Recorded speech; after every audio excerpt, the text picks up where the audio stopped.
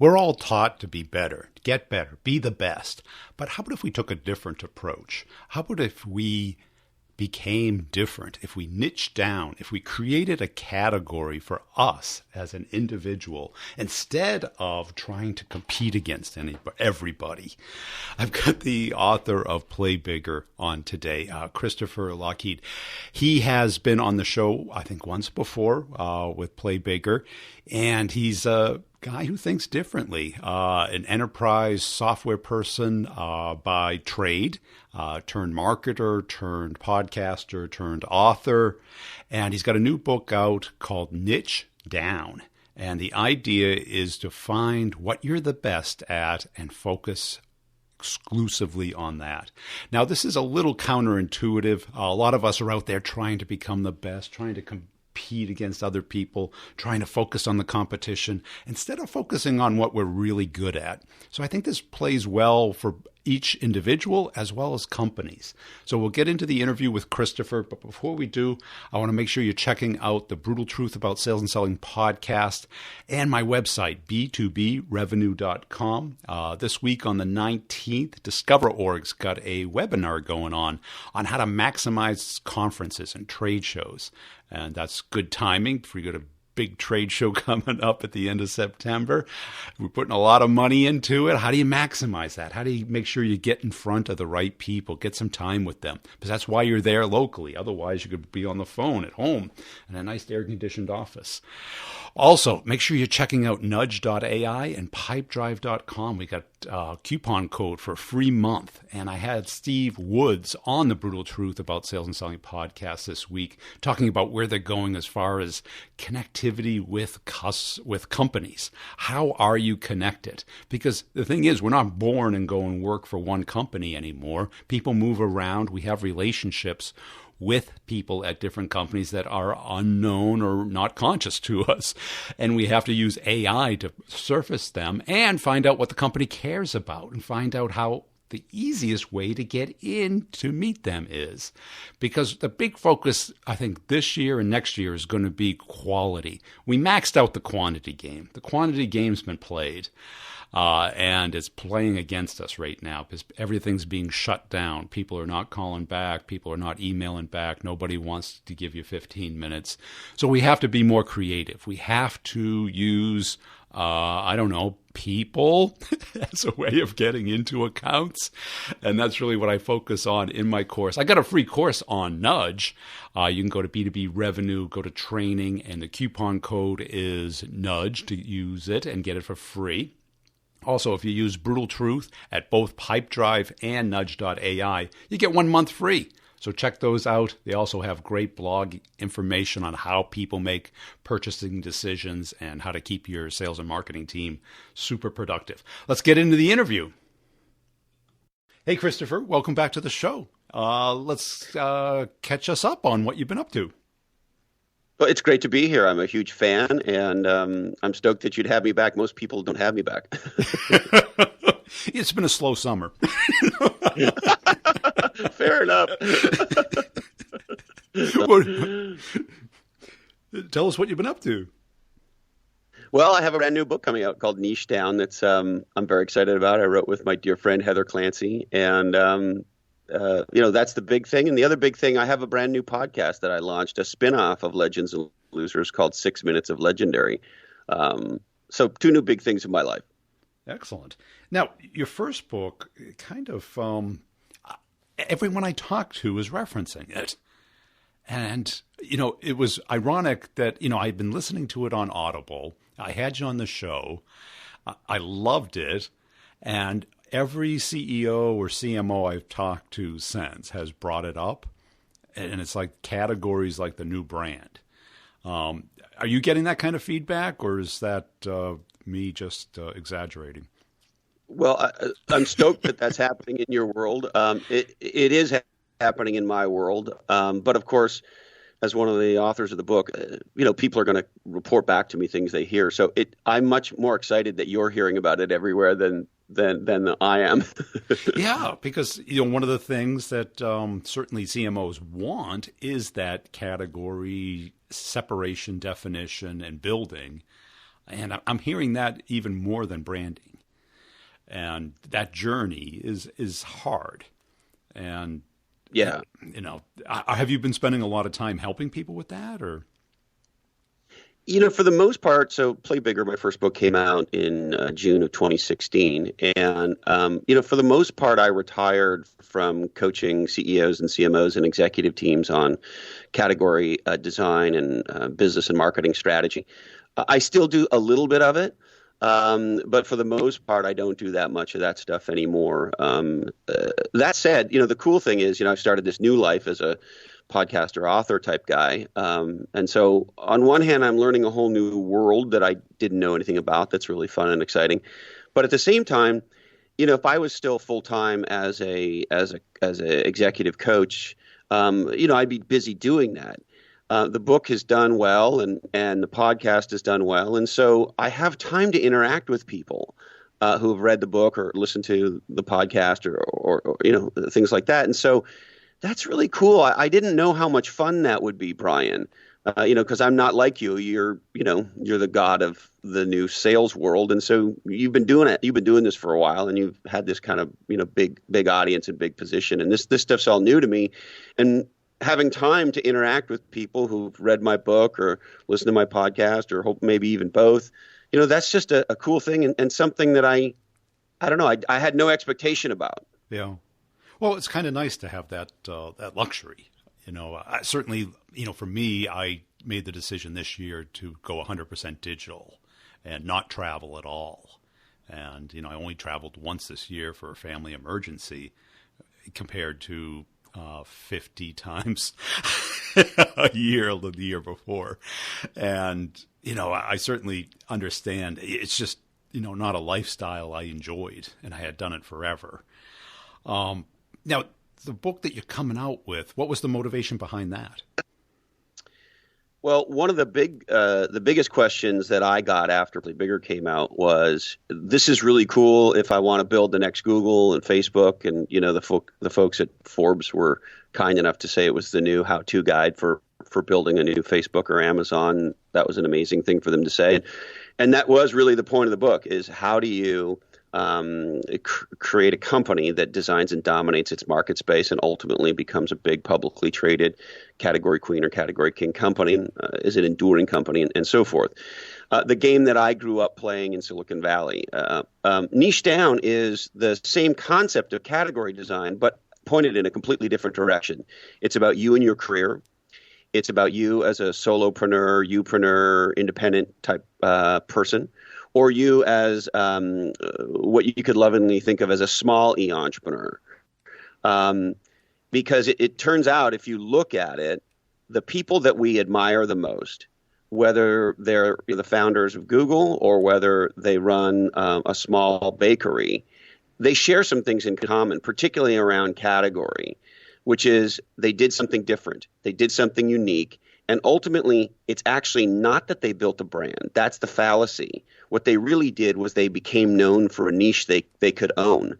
And I believe we're in a world that's, there's a niche NATO coming, so to speak, in that the opportunities to niche down are everywhere. And the power is tilting to the small and the focused as opposed to the big and diversified.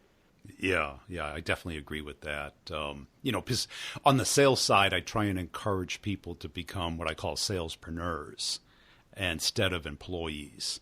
And, the math that they're facing today as far as their compensation plan is the compass for that, meaning that, 53% of the salespeople make quota and the rest don't. And a lot of people are saying that's because it's bad salespeople. I go, well, that's part of it. The other part of it is the accountants have taken over and they've done a division of labor and somebody has to pay for that. And what they're doing is taking it out of the B players. So the B players are kind of being squished out, or their income is being squished down. And I think what you're talking about is like the A players have to become known for something. Now, yeah, I mean, what you don't want to be known just as a great salesperson or a sales leader in a generic sense, right? What type of salesperson are you? What problem or problems do you solve in a completely unique way? And even in a field like sales, where you might be in a sales force with 500 other people, there's still a way that you can niche down to distinguish yourself from others. Because the most legendary people in the world, they don't want to be compared to others. They want others to be compared to them. And fundamentally, that's what designing your own niche is really about. And how do people go about this? I think the first place to start is we live in a world where we've all been taught that the path to success is to be better than everyone else. And so we work at that. And when you really unpack people have amazing success, they don't focus on the incremental value of what makes them better, and they do focus on the exponential value of what makes them different. And so what's the difference that you want to be known for? And inside of that, what problem do you solve?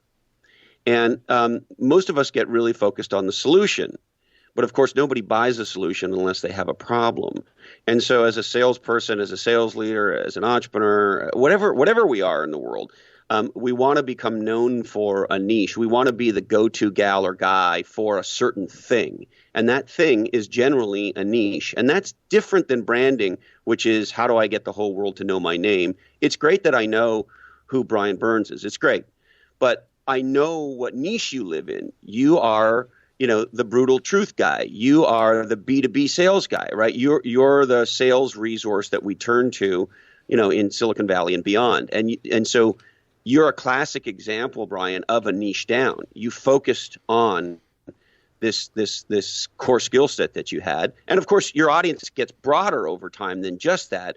But by being the B2B, tech-oriented sales guru guy, that's how you become known for a niche that you own. And now today you're, broadly looked at as a thought leader in selling across the board. But you start with a classic niche down. And frankly, the vast majority of people who are successful, that's what they tune themselves to, as opposed to just generically trying to compete in a game designed by somebody else. And so take us through that journey, or maybe your journey with the book, as far as the chapters, the structure of it, where do people start? What are they going to learn from it? Can I tell you a couple stories? That would be helpful. Yeah. Yeah. So here's the most recent niche down that I found out about. It's actually not in the book. I just found out about it.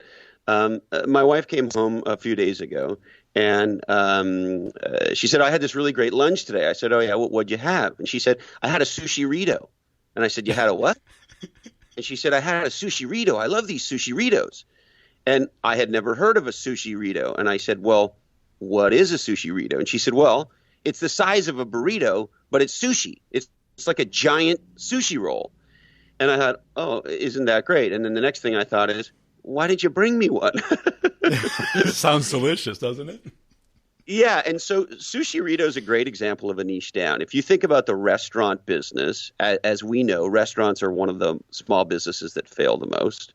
Sushi Rito started in San Francisco in 2011. I did this homework after she came home and told me about it. Two guys, I don't know these guys, Peter Yen and Ty Maller. And they started off in San Francisco.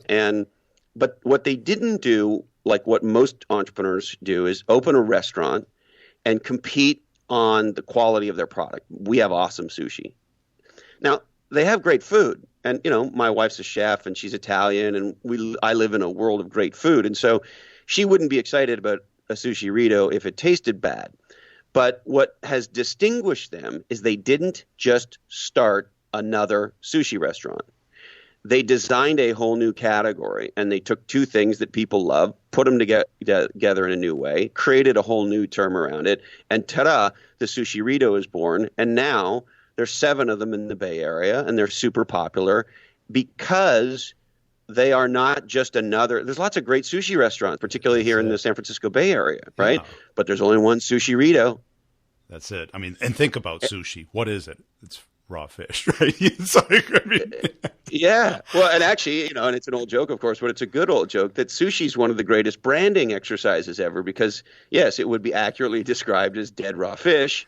But sushi makes it sound more exciting. And I don't know. I still haven't had a sushi burrito, but I'm dying to get my hands on one. It does sound good. And that popped into my mind, Soul Cycle. I don't know if you're familiar with Soul Cycle or not. Yes. But literally, in 22 years ago, I got on a spin bike, and it was like the only spin studio in my area. And I go, this is going to be big. And spinning became big.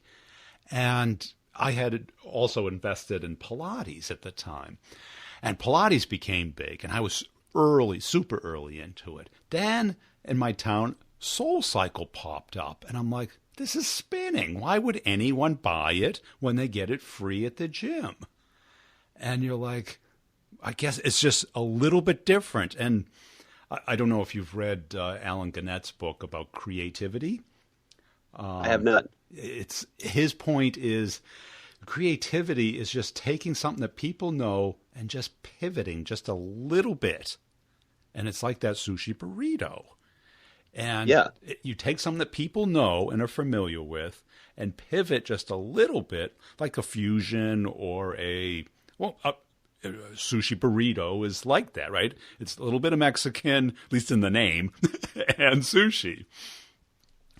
And it makes you stop and think. My friend John Bielenberg, who's just an amazing thinker, he's a designer. He was the first corporate brand designer to have an exhibition at the SF MoMA years ago. Anyway, he's a genius. He wrote this book called Thinking Wrong. And his whole concept, it sounds it's very similar to Alan's, Brian, is he calls it looking for a dog with a hat. If you and I are walking down the street and maybe we're having this conversation and there's typical things going on, there's cars driving by, there's other people around, there's, whatever is sort of normal things that happen on the street when you're walking down having a chat with a buddy. And then one of us notices a dog with a hat on it. Let's say you notice that, you're probably going to say, hey, Lockhead, there's a dog with a hat over there, right? And so it's what is the thing that's going to make people stop, and I'm going to use this word on purpose, that is different in a way that stands out. Yeah. And specifically when we design a category or a niche, we are creating a new game for us to play as opposed to playing somebody else's game. And that's really the core of differentiation. And so anybody else who comes out with a sushi burrito, they're going to get compared to a sushi burrito. And I'm not going to compare them to a typical Mexican place. And I'm not going to compare them to your average sushi restaurant. They stand alone in your head because they created and designed a niche which now they can own.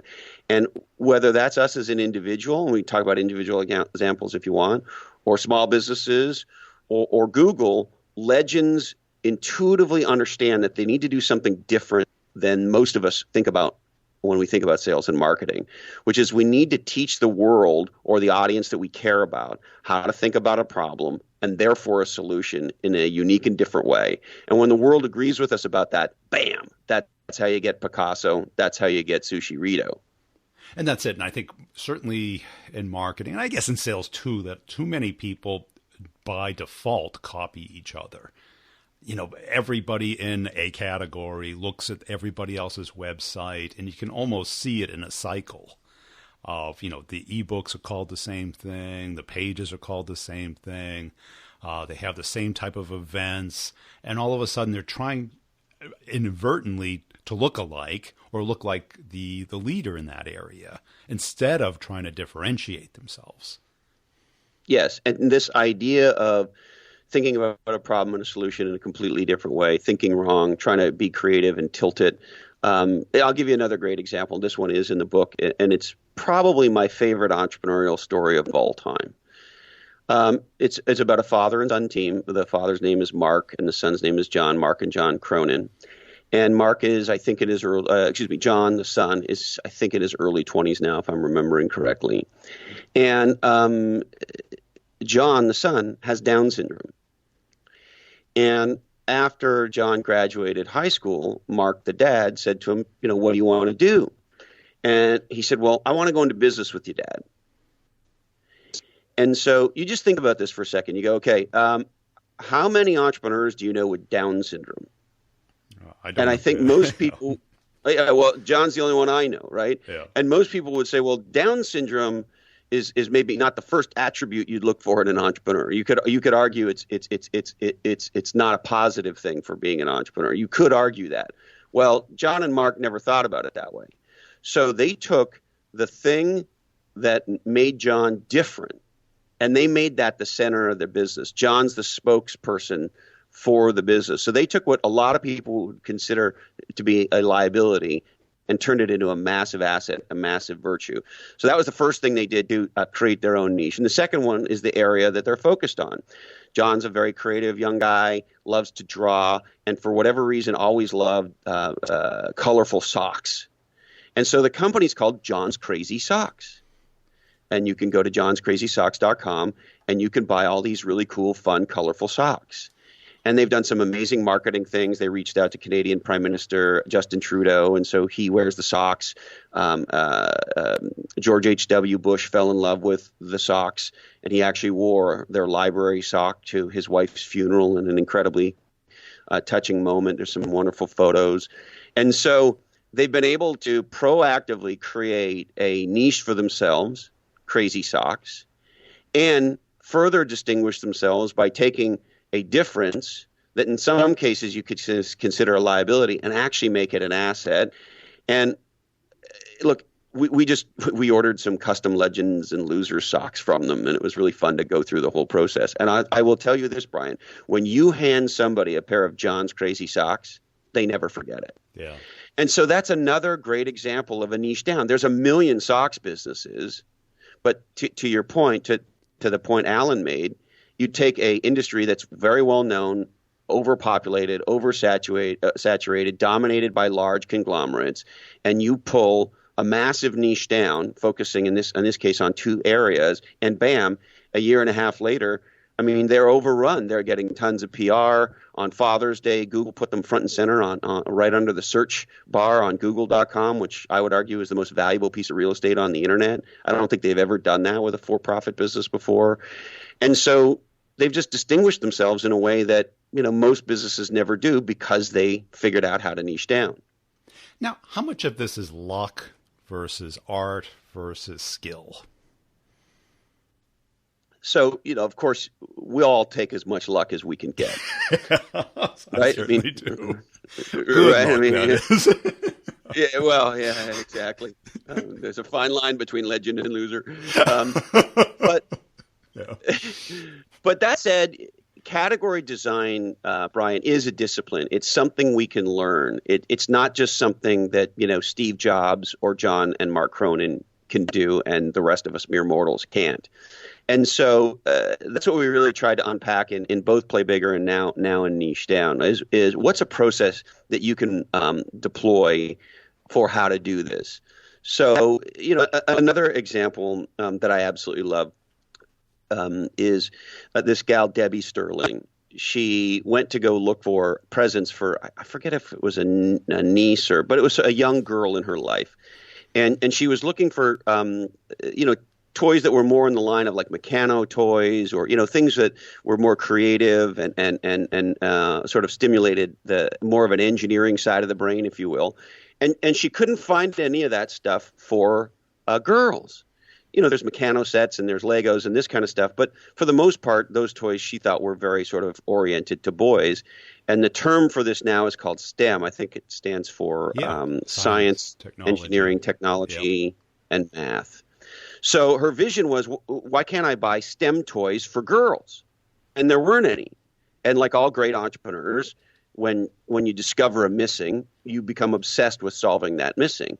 Everybody in the industry told Debbie, no, this isn't going to work. This is a nice thing. Maybe it's a charity. This isn't going to go, et cetera, et cetera, et cetera. And so she did what all great, legendary entrepreneurs who are on a mission do, which is they say, go stick it in your hoo-hoo, and I'm going to prove you wrong. And so she today is the founder of a company called Goldie Blocks, keying off of Goldilocks. Yeah. And Goldie Blocks makes STEM toys for girls. And the company's now on fire, and they're so successful. She's a former Girl Scout. She reached out to the Girl Scouts, Brian, and they now have a STEM merit badge for Girl Guides or Girl Scouts. And so this is just another example of, you think, oh, well, there's millions of toys for kids, and there's millions of toys that are sort of more intellectually creative oriented, right? Well, she saw a missing. She got obsessed with solving a problem that she thought nobody had solved the way she saw it. She developed a point of view about that, and she invented a new category, a new niche that she owns called STEM Toys for Girls. And why do you think this way? Can I guess your birth order? Yeah, go ahead. You're a middle child, aren't you? No, I was the first. Were you the first? Okay. Yeah, it's just me and my sister. Yeah, okay. Well, why did you think I was the middle child, just out of curiosity? I have found a pattern that I've noticed throughout my career. Well, for oldest tend to be leaders. Youngest tend to be playful and artistic. And middle children tend to think differently because they're the ones that have to compete for attention. Interesting. Yeah. So I've never hired the youngest as a salesperson because they're too comfortable. I need people who are uneasy and need to prove something. Yes. The oldest tend to do really good, but tend to want to become managers. The middle ones are never happy. Go ahead. The middle ones are never happy. Yeah, well, I'm somebody who was very much like that earlier in my life. I'm still a lot like that, although the longer I've been alive, the more grateful I become, and so that wanes a little with some time. I also, this is a side note, I also like salespeople who have spouses with needs. Yeah, that's not hard to find. You know, a particular, yeah, well, anyway, yeah, spouses with needs, let's just call it that. Yeah. Isn't that why every company that does a incentive trip, a sales reward trip, sales club, chairman's club, whatever they call it, president's club, they do it for the spouses, right? So that the salesperson's spouse is going to say, hey, honey, are you going to win the award again this year so that we can go back to the Cayman Islands? Well, that's it. And certainly when I'd be on an interview and people either didn't see the ring or would ask about number of kids, I knew why they were asking. So I would always come up with, well, I don't have any kids, but I got this beach house that's, pretty expensive. And I knew why they were asking for kids, because they wanted to hire somebody who had kids in private school that needed money. And, external motivation. I had internal motivation, but people don't buy that. They want external motivation. I think it's true for salespeople of varying ages, but I think it may be a little extra true for younger salespeople. I really want to see them in a very expensive car that everyone knows they can't afford. Yeah. And right? That's it, because you need it, because it's too easy. July 4th holiday comes up and you want to head to the beach for the whole week. You don't want to be pounding the phones and visiting people. Yeah, you want to be barbecuing. And drinking beer. So what will people get out of the book if they invest their time and money into it?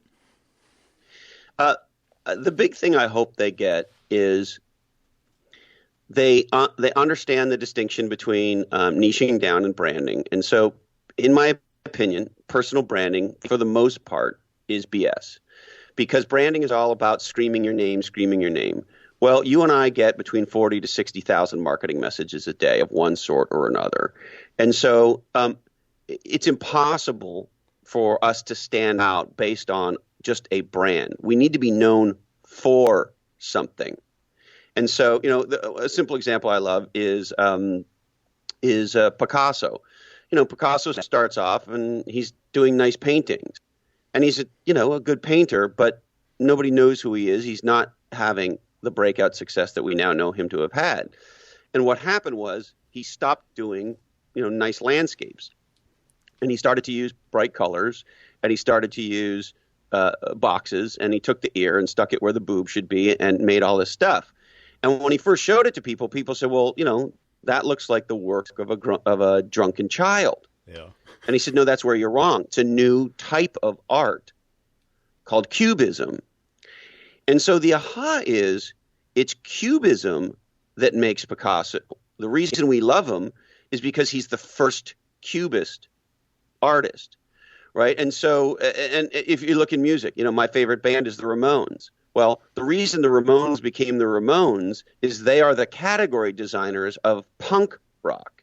See, there was this mega category called rock and roll, and they couldn't compete against Led Zeppelin. Who could? Right? So they had to create a new type of rock music, which they then became the category kings of. And so wherever you look in life, when you see people who are doing something extraordinary, what you notice is they are original, they are different, and it's the power of the niche that they own that puts them in a position of power. And so the category makes the brand. And so the big thing people will get is a real life experience of how to go design your own niche, as opposed to being somebody who copies other people and follows them. Excellent. So tell us about the timing of the book, what formats it'll be available, and when? So the book comes out on July 16th. God willing, we're working with Amazon, and everything's tracking right now. But who knows? It could be a day or two late or whatever. But that is where we're at right now, and everything I know suggests that it will be available on the 16th, and we will be on 3 formats. Of course, a physical book, a digital electronic book, Kindle book, and as well, I'd fail as a podcaster, wouldn't I, Brian, if there wasn't an audiobook? Yeah, that would be a fail. I take it you did the narration. I did for Niche Down. I didn't for Play Bigger. So Play Bigger was published by our friends at HarperCollins, and in the case of Niche Down, Heather and I are self-publishing. And so the HarperCollins people, I know you'll find this incredibly hard to believe, they said, hey, Lockhead, we think the guy that has done this 4,332 times is the way to go, not you. And so they actually hired at their own expense a professional, a guy named Sean Pratt, who I think did a great job to read Play Bigger. But I've decided that it's okay to read Niche Down as an unprofessional, so I'm going to read Niche Down myself. Yeah, I highly suggest that because it's part of the branding, and it was something that I got a lot of criticism from about my book as a podcaster too. But at the time, this is going back 9 years, I didn't have a studio, I didn't have a professional mic, and I have intense dyslexia. So even reading or speaking my own book may have been a challenge for me. Actually, it's funny that you say that. So I'm dyslexic as well, and I now have 5 of these, let's call them learning differences, that are now diagnosed. A few of which I didn't know about until the last year or two, and it is, you have to sit down and figure out how you're going to actually read this book and not completely F it up. It is a challenge for guys like us, isn't it? Oh, it's insane. I mean, the embarrassment of even in college English having to read out loud was humiliating. But it forces you to learn in different ways and to think differently. And I don't know if you've read David and Goliath by Gladwell. Yes, I did. Yeah, so he focused enormously on dyslexia. And there's a disproportionate number of dyslexics that are highly successful and in prison. So those are the 2 choices we have. Well, that's kind of how it was going to go for me. It was either Christopher was either going to do something really important and special here, or I don't know. Yeah, he was going to turn out to be, as my grandmother would call it, a ruffian. Yeah. My grandmother had some words for it too. How about connecting up with you? Where should people go? The best place to find me is at legendsandlosers.com. Hey, Christopher's a fun guy. I love talking with him. I could talk to him all day. We have a lot in common. We worked in pretty much a similar industry for a long time. He was more on the marketing side. I was more on the sales side. But, having gone through those battles together, you kind of understand where people are coming from.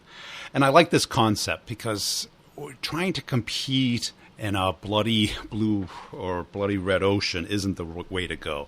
It's really separating yourself out, finding that niche that you really excel at, exploiting it in a positive way, and building an audience around that instead of trying to just be that broad person, the hustle and grind person.